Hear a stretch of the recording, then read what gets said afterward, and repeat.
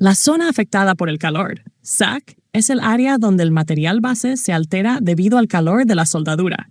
Este cambio en las propiedades del material puede afectar la resistencia y la dureza de la pieza, comprometiendo la calidad de la unión soldada.